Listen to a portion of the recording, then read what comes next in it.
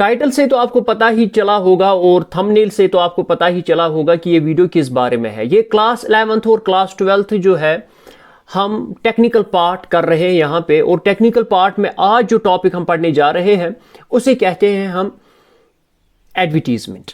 ये जो एडवर्टीजमेंट है ये क्लास 11th में भी आता है और क्लास 12th में भी आता है। एडवर्टीजमेंट जो है इसमें 4 मार्क्स है, 4 मार्क्स, इट कंटेन्स 4 मार्क्स।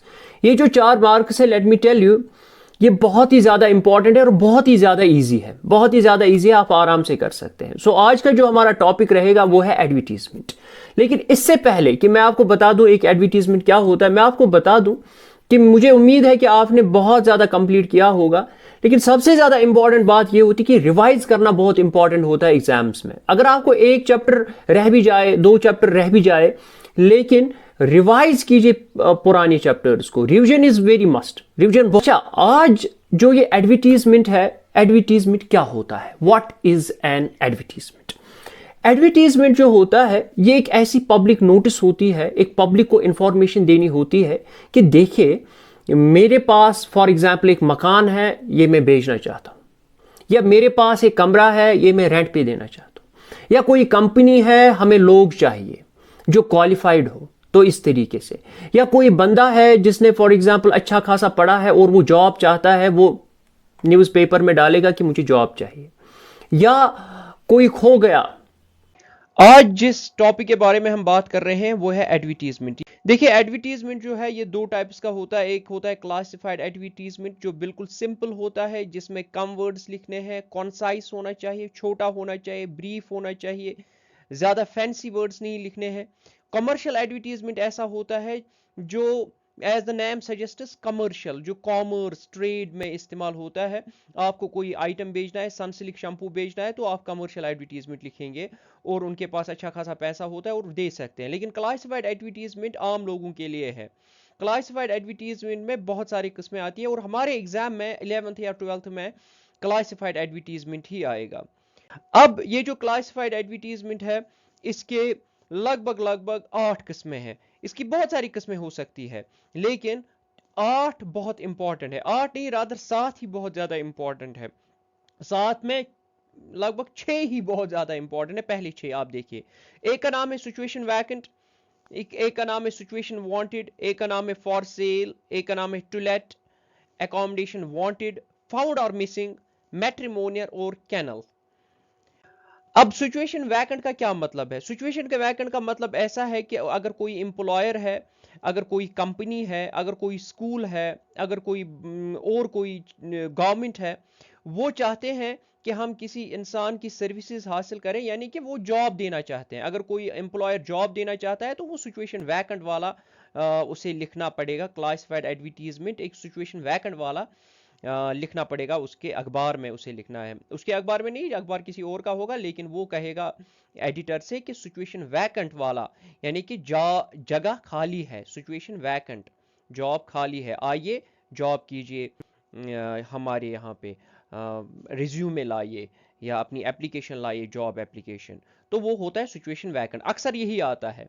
और जो दूसरा है उसे कहते हैं हम सिचुएशन वांटेड। जब आप एक जॉब सीकर है, जब आप कहते हैं मैंने फॉर एग्जांपल पीजी किया है, मैंने बीएड किया है, मैंने कुछ और डिग्रीज की है, मेरे पास इतना ज़्यादा एक्सपीरियंस है, अगर किसी को चाहिए तो वो मुझे ले ले। मुझे याद आ रहा है 2020 की 2019 में सीबीएसई में एक आया था, एक ऐसा ही एडवर्टीजमेंट जिसमें लिखना था कि आपने हिस्ट्री में इतनी स्पेशलाइजेशन है आपकी, वो है, ये है, आप टूरिस्ट गाइड के लिए एक क्लासिफाइड एडवर्टीजमेंट लिखिए। तो वो जॉब, जब आप चाहते हैं कि मुझे कोई जॉब दे दे, तो आप क्या लिखेंगे? सिचुएशन वांटेड वाला। ठीक है।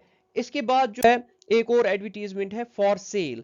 आपका कोई मकान है, आपकी कोई प्रॉपर्टी है, ऑफिस है, ऑफिस गुड्स है, आपके पास चेयर है या गाड़ी है या मकान है या बंगला या कोई और वो साइकिल है आपके पास, वो आप बेचना चाहते हैं, तो ऊपर जो बॉक्स आप बनाएंगे, वही जो आप क्लासिफाइड एडवर्टीजमेंट बनाएंगे, उसके ऊपर आप हेडिंग जो है वो लिखेंगे फॉर सेल। इसी तरीके से टू लेट वाला एडवर्टीजमेंट ऐसा है कि आपके पास कोई खाली कमरा है, आप उसको किराए पे देना चाहते हैं, उसको टू लेट कहते हैं, किराए पे देना, as the name suggests. Accommodation wanted क्या चाहते हैं कि कोई आपको कमरा किराए पे दे दे। आप यहीं से एक एडवर्टीजमेंट लिखते हैं अखबार में कि अगर किसी के पास 10 बाई 10 कमरा है और उसमें ये फैसिलिटीज है, अगर है तो इस नंबर पे वो कॉल करे और मुझसे राब्ता करे, मुझे उस कमरे की ज़रूरत है, मैं इतना किराया देने के लिए तैयार हूँ। ये आप लिख सकते हैं। मैट्रिमोनियल्स, अगर आप शादी करना चाहते हैं, आप चाहते हैं कि जिस लड़के से या जिस लड़की से आपकी शादी हो वो इस किस्म की होनी चाहिए, उसमें ये चीज़ें होनी चाहिए, ये खुसूसियात होनी चाहिए, तो आप एक मैट्रिमोनियल वाला एडवर्टीजमेंट लिखेंगे। इसके बाद जो है ये अब हम एक क्वेश्चन करेंगे इस पे। देखिए ये 2021 में एक बोर्ड में, एक 11th के बोर्ड में, यहाँ पे आप ऊपर देख सकते हैं इमेज, बोर्ड में ये आया था ये क्वेश्चन। इसमें लिखा है एज अ जनरल मैनेजर, आप एक जनरल मैनेजर है, leave forward solutions Srinagar. Leave forward solutions एक कंपनी है जो श्रीनगर में है, तो उसके आप जनरल मैनेजर है। You need a salesman with experience for electrical items, तो आपको इलेक्ट्रिकल आइटम्स आप बेचते हैं, तो उसके लिए आपको एक सेल्समैन चाहिए। Draft an advertisement for situation vacant, वहीं से लिखा है कि आपको हेडिंग क्या देनी है, आपको हेडिंग देनी है situation vacant, column of a local newspaper स्टेटिंग your requirements in detail. आपको उस सिचुएशन वैकेंट में अपनी रिक्वायरमेंट्स डिटेल में लिखनी है। इसके बाद चलिए लिखते हैं, देखते हैं हम ये कैसे करेंगे। देखिए मैंने ऑलरेडी ये बनाया है, आंसर इसका है, पहले आपको ये बॉक्स, जो यहाँ पे ये बॉक्स दिख रहा है, ये बॉक्स आपको डालना है। जब सिचुएशन वैकेंट ऊपर हेडिंग में लिखना है, इसके बाद लिखना है लीव फॉरवर्ड सॉल्यूशंस। देखिए कॉन्साइज रखना है, इसमें ज्यादा वर्ड्स इस्तेमाल नहीं करने हैं।